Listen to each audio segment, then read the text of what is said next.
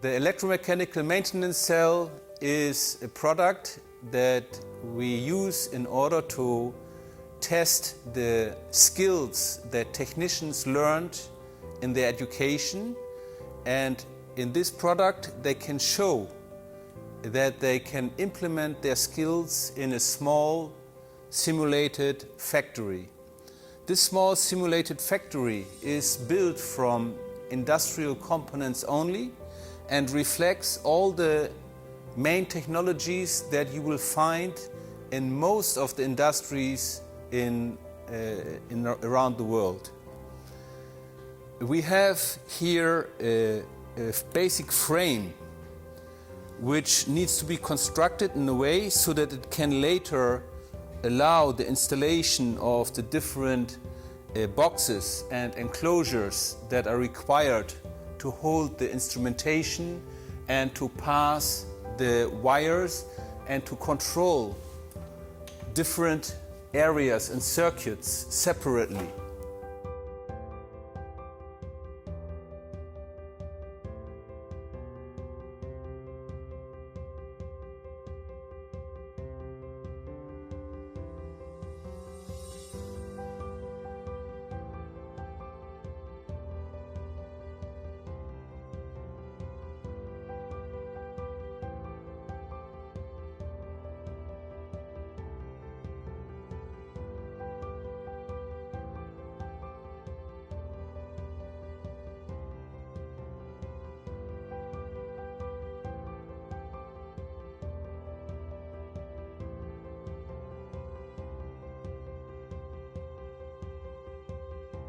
The use of the cell is in combination with an e-learning system and content that is designed in order to guide the technician through the different steps, but it will not tell the student how to do the things.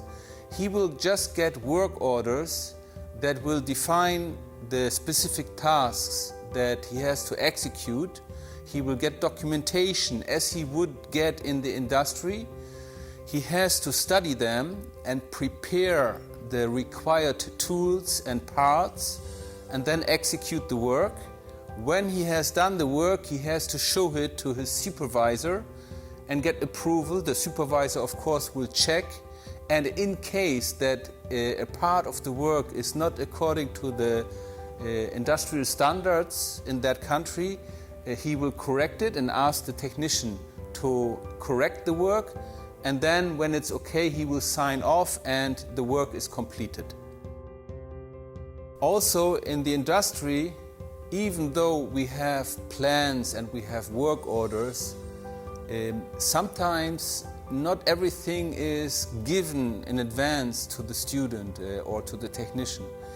The technician will very often encounter situations where he gets equipment and he doesn't have full information, or a dimension is missing. For example, when the student is building the frame, he has to make his own judgment in which location to install some of the components.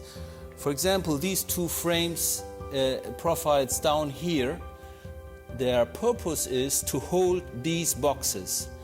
So the distance between the two must be according to the hole pattern of the box, so that later it can be attached.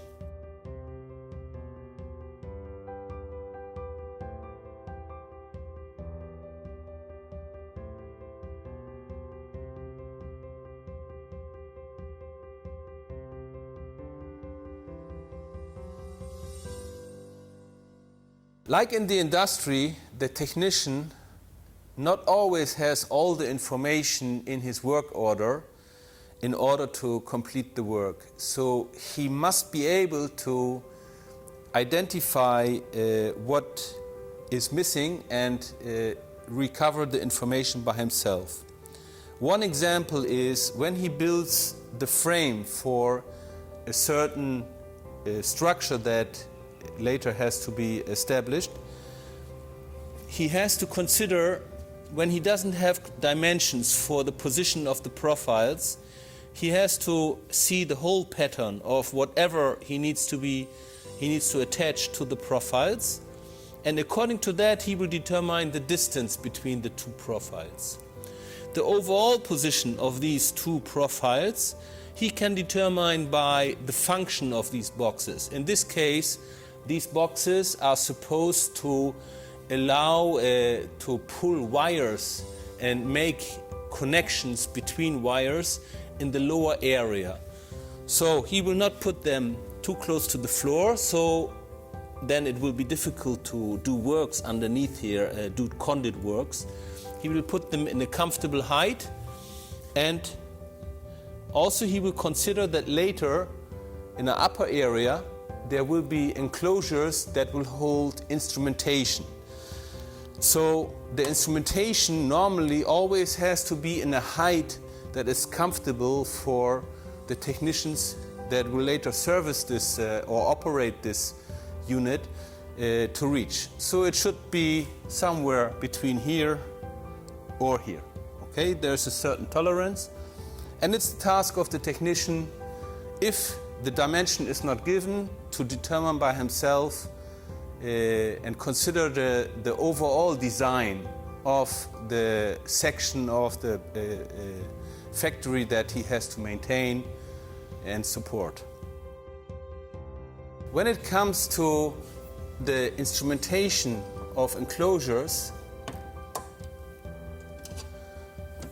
he often has to use industrial components, and in case that he doesn't have the information together with the component that shows him how to use this component, he must be able to look for the documentation. Nowadays, the internet will give him the opportunity to find most of the information that he needs. Many companies, they stop supplying paperwork with products, and they only give you a link, or they assume that you know that you have to go to the company's website in order to retrieve wiring schemes or operation instructions. This is mainly also for environmental purposes, to save paper and so on. Main work will be at the beginning to build the complete frame structure, because only when we have the frame structure we can then start putting the boxes and organizing the boxes in their proper location so that it's comfortable to work. Many things have to be considered. For example, you need to be able to open this door.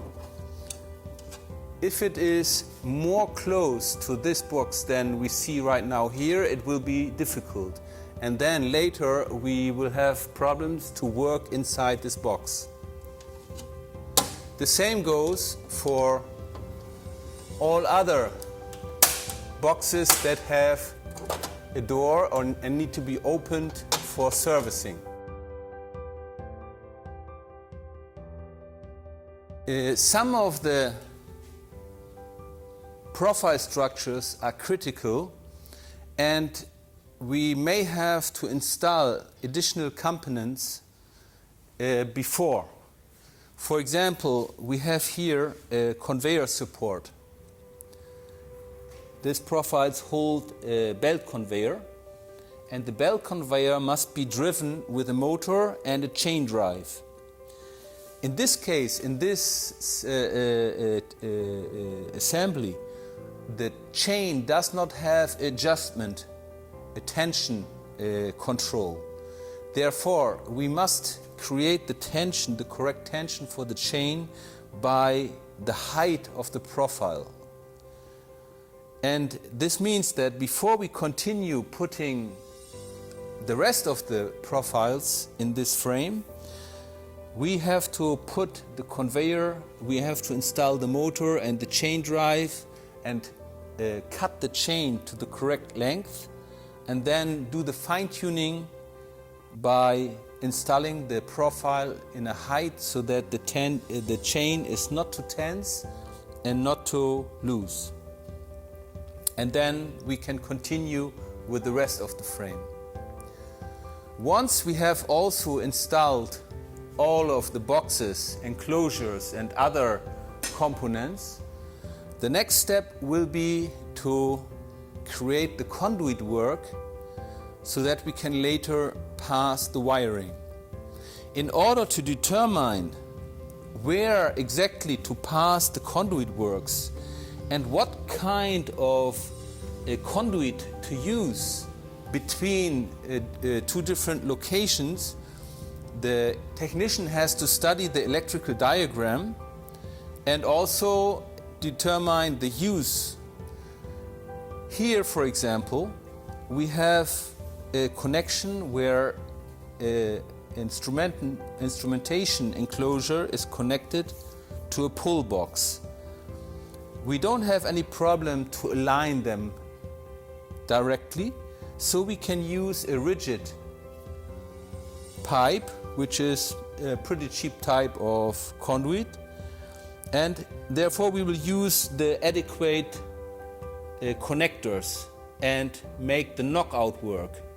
The knockout work has to take into consideration the diameter required to pass the connector. We have to be careful. If we make a hole, a knockout that is too big, then we cannot pass a smaller connector size like this one or this one. This one will not hold in this one anymore. So the knockouts have to be planned very well. And also the way that the knockouts are created have to be done in a professional way. Once we have created knockouts for the different type of connectors, we have to cut the conduits themselves. For example, the rigid conduit here, or flexible conduit with waterproof connection, or a simple flexible connection here, which allows that there is a small level of disalignment between the components. We can see here not always the conduits are in a straight line one to each other, and sometimes even they are in a 90 degrees angle. So with the help of flexible conduits, we can still overcome this problem. Another option would be like here in this case. We could also do this with a rigid conduit and do a bend with appropriate tools. It's also a custom if it's not necessarily required to have here a connection that is watertight. We can also use a pipe and bend it, or use a regular flexible type of conduit. In this factory we use some standard instruments that are used in the industries.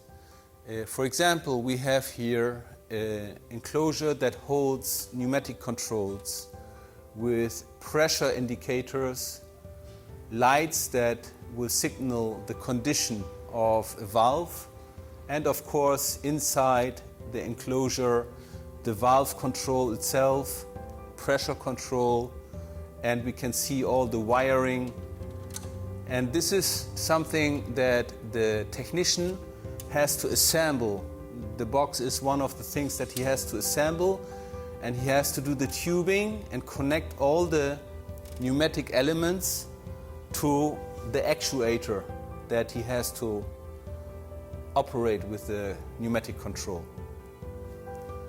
We have here a motor starter. This motor starter can be used in various ways. We can use it just as a supplement to an actual VFD control, a variable frequency drive, or we can use it also directly with its integrated motor starter. The motor starter will just provide a normal on-off function, and it requires that we also have electrical brakes so that whenever we stop the motor, immediately the motor will really stop with the help of the brake. In case that we operate the motor with a frequency drive, we will still use the left side of the motor starter, which is a transformer to power the circuit that closes the motor. For the circuit, because the motor is a safety device, we need to be able to immediately stop it in case that we see a malfunction. So we have emergency switches, start-stop buttons, some safety switches like here. So whenever any of these components is open or somebody pushes a stop button or emergency switch, immediately it will interrupt the motor circuit and it will stop. In the industry we use different types of lighting. One standard lighting is the fluorescent. We have here one type of fluorescent that can be operated with a regular switch. We have on the back side a low bay light with LED technology. Also that one can be operated with a regular switch.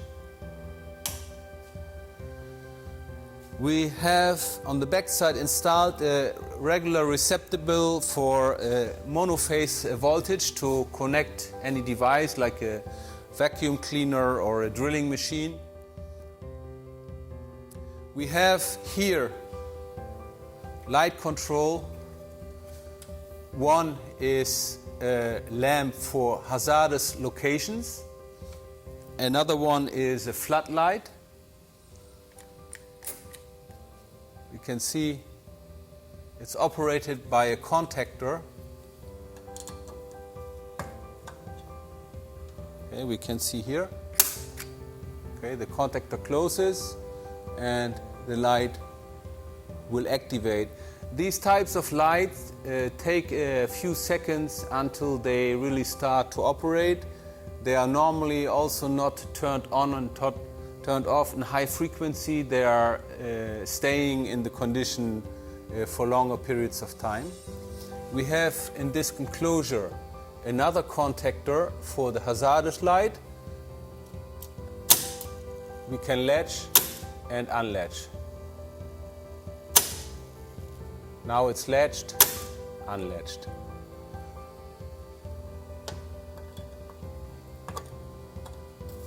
And another light that is often used in companies is a high bay light.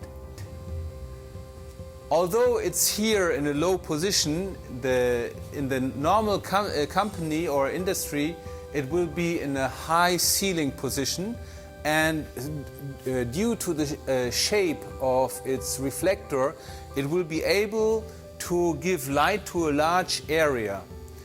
This type of light is a hazardous light.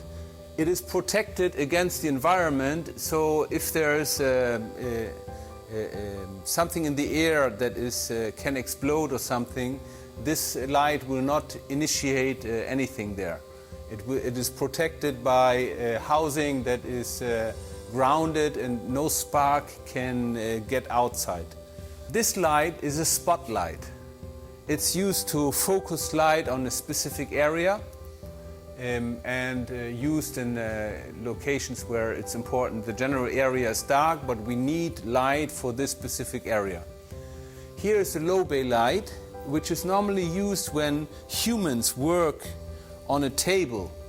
They need a good appropriate lighting, and this is provided by low bay lights, which is installed in an area like 2.50 meters, just above the heads of people who are working in a location.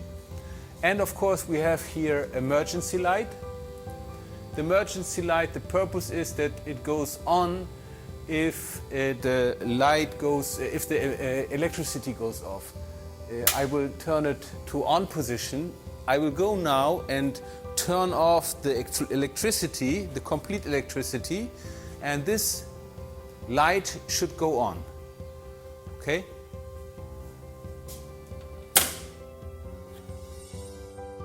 In this small factory, we use a simulated production process which will supply material on a belt conveyor. The belt conveyor will move into a tunnel. An optical sensor will count 3 parts, and once the first batch of 3 parts has passed that sensor, it will activate a painting process, a simulated painting process, which we can see by the light that will blink. In the next station, we have a baking process which will sort of simulate the heat up of the paint, of the powder paint on the material. And in the third station, we will cool down the paint on the part before the part falls into a container. In order to start up the cell, we need to make sure that the transformer is connected to the wall outlet.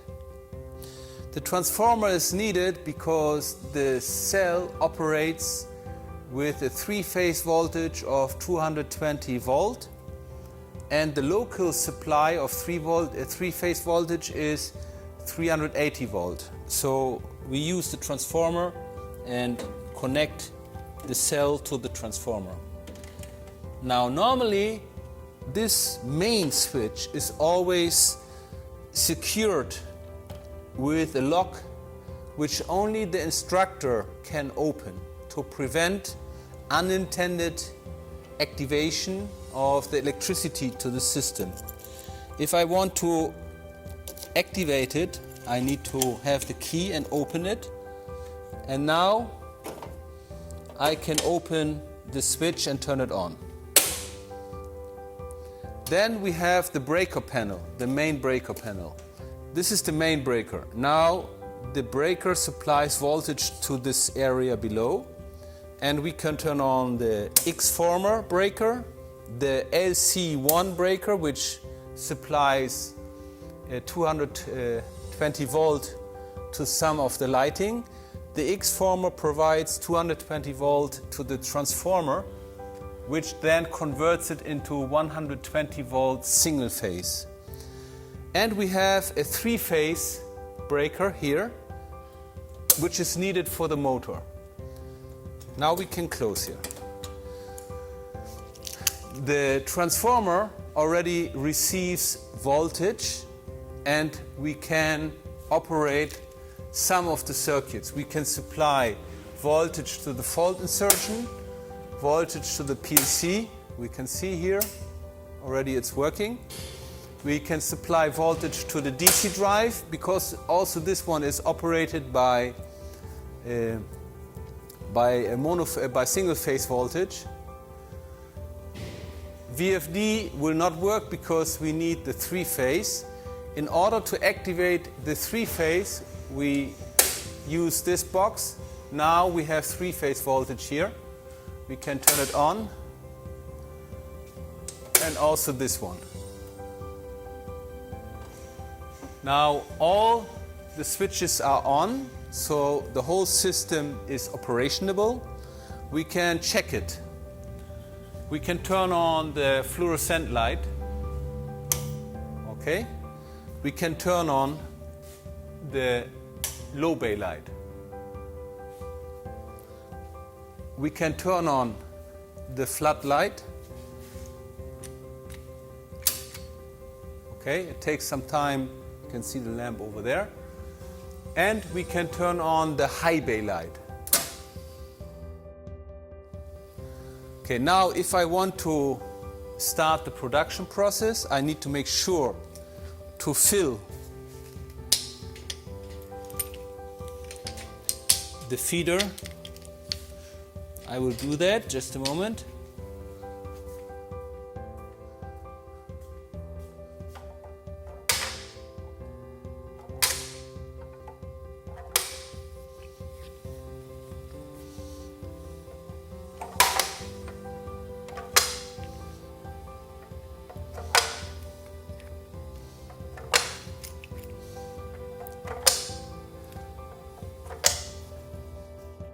We start the process here by pushing the start button of a PLC. The PLC is connected to the various elements and can control all the functions.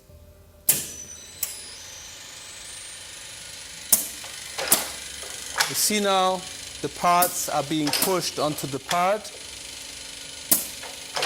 This is the third part. We will see when the third part enters the tunnel and activates the optical sensor, the conveyor will stop. The conveyor will stop and the paint process will be simulated. After a certain time, the PLC will start the conveyor again and pass the parts further on into the tunnel. Another batch of 3 has passed, and then the conveyor again will stop. We can now see 2 processes being active, the baking process and the paint process.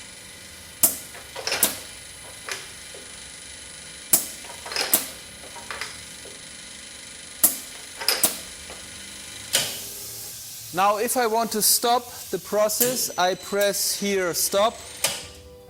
Okay, on the PLC it's a regular stop, it's not an emergency stop.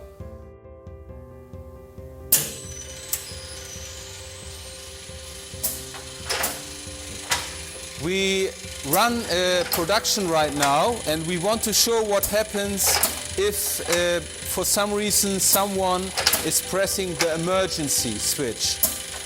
Okay? So I wait a little bit longer. Okay, I just want to make sure that the process has started.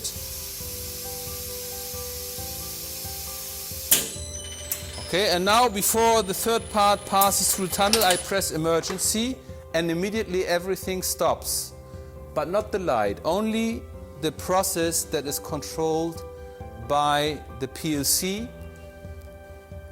For safety reason, because we have here a chain mechanism and maybe the emergency is putting a human into danger and therefore the emergency must immediately stop everything. A third option to operate the motor is with a DC motor. We have here an enclosure with a DC drive and it's of course a different motor, so right now it is installed on a separate motor plate. But if we want to operate the whole cell with a DC motor, we just change the mechanical assembly of the drive here and connect it to the DC motor and then operate it with the control that we have here. Another important component in industrial environment is a PLC. In this case we have here a small PLC. Larger companies will use plenty of PLCs and also larger ones and PLC networks. But here is a basic control with a small PLC where the technician can show his basic skills later. First of all, in showing that he can wire it correctly according to a schematic. And later, when it's operatable, that he is able to write and maintain a ladder program, or also in other, doesn't have to be necessary in ladder type, a program that controls what is happening in this production line, and that he can optimize it or resolve faults or other issues.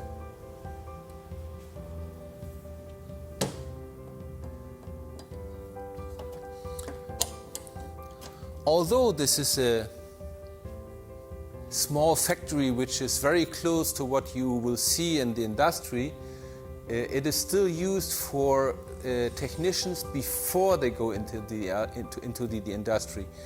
And therefore it's also important that the instructor who does the final test of the technician is able to implement some faults so that he can see how the technician is using a procedure in order to determine the fault and to resolve it. For that we have, for the instructor's use, a fault insertion box. The fault insertion box allows the instructor to prepare some special wiring and to go into specific locations of the whole wiring circuit, make a cut and bypass the wire to a connection here, and then be able to interrupt it with the use of various types of relays. And that can bring the system to malfunction.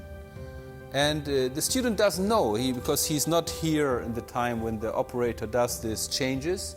And then when he comes for a test and he needs to show the operation, the operator can push a button, a remote control, and implement a cut wire or a short or different types of electrical errors, and something will stop working. And the technician now has to analyze what is wrong and tell the instructor, okay, there's an error here, and start systematically with the help of the wiring diagram, start the measurements, and then see, okay, there is a short or there is a interrupt, there's no connection here. There should be continuity, but there is not, so the wire is broken. This is what we actually do when we activate a relay, and from normally closed we bring it to normally open. It will interrupt the circuit like a cut. We can also make a short, but with the short we have to be a little bit more careful because it may blow a fuse. But we can use these different types of errors. And this is a way of testing technician skills still after the whole cell is already complete and working. The instructor can implement electrical errors. He can implement mechanical errors by moving a sensor out of its alignment. He can also make a disalignment on the drive section. He can loosen screws on the motor, and suddenly the whole chain drive will start to get vibrations. He can remove parts or make them stick in the things, so that in the feeder. He can also disable some of the valves into manual mode so that they will not react to the electricity. So the circuit, everything is okay and the air supply is okay, but there is a setting on the valve that allows it to be disabled.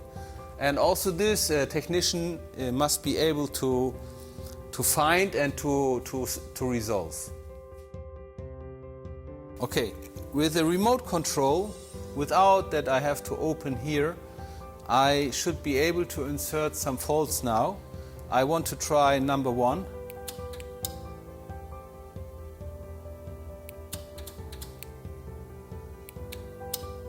Okay, I can make a change to an input.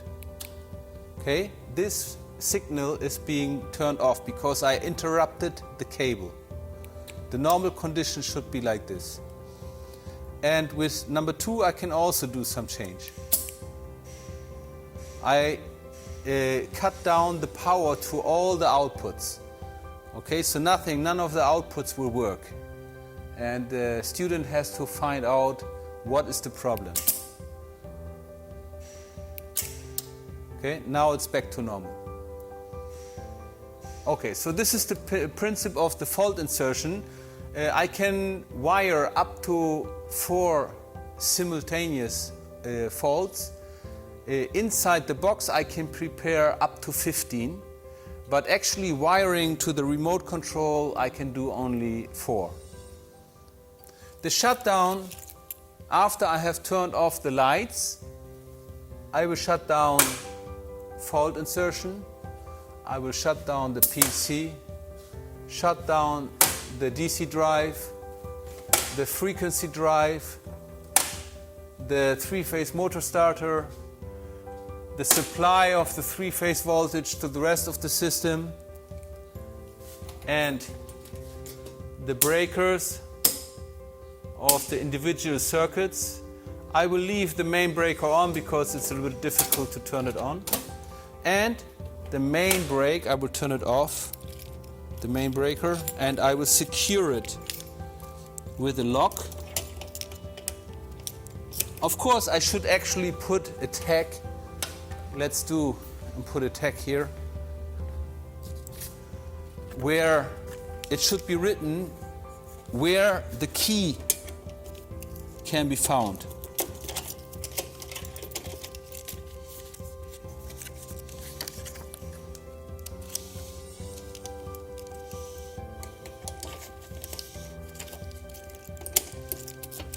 Okay, here on the back side we can write the phone number of the person or the location, if it's in an office, where this key is stored, so that if anyone needs to operate the system, he knows where to go to. Because this cell is built from industrial components and it is intended to demonstrate the environment of an industrial production line, it can also be expanded. Like many companies, they will change certain parts of their system either because they have to replace for maintenance or they want to optimize, they want to use a newer technology.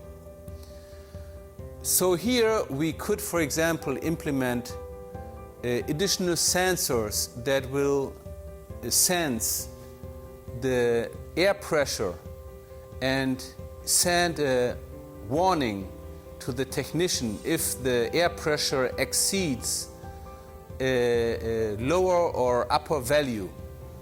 We can put vibration sensors on the motor, on the drive alignment, which will also send a warning to a technician if the vibration is exceeding a predefined value.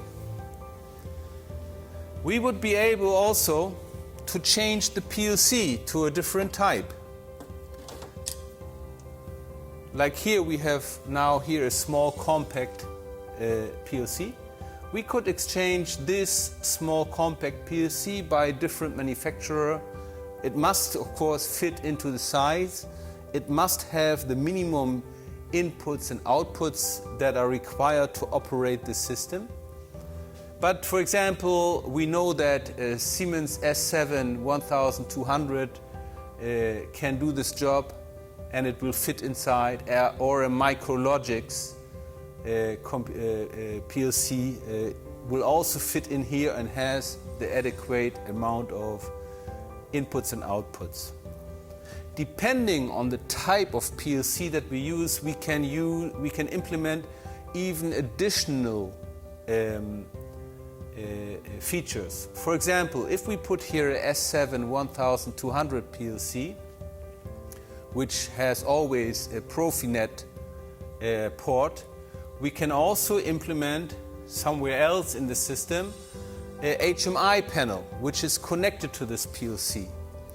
And in addition to be able to do on-off control from the front panel of the PLC, we will be able to do it also from a HMI, from a touchscreen panel, which is very common, and it's a technology that's very useful for technicians to know about when they maintain industrial environments.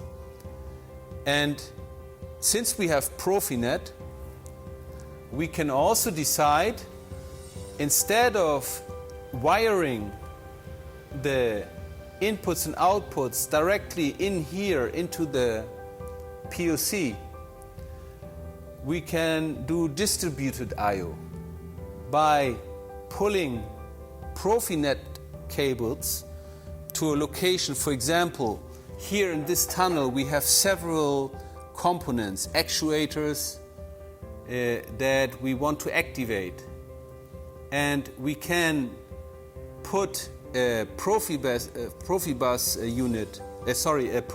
unit near the where these actuators are located, and only wire one cable, a Profinet cable, to here, and still the PLC will be able to see all the inputs and outputs which are connected.